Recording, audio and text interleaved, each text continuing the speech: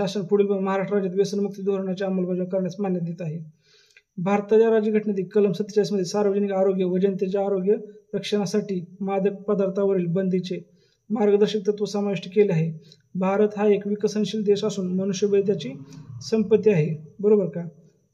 तर सदर मनुष्य बाळातील युवा शक्ती ही राष्ट्रशक्ती आहे. तथापि व्यसनाच्या वाढत्या प्रभावामुळे राज्याचा आणि राष्ट्राच्या युवा शक्तीचा ऱ्हास होत आहे.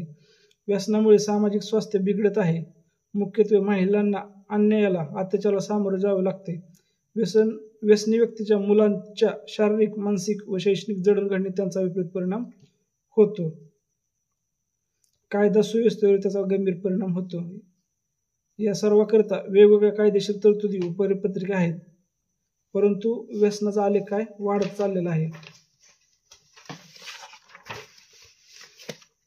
त्यामुळे व्यसनमुक्ती धोरण जाहीर करण्यात येत आहे.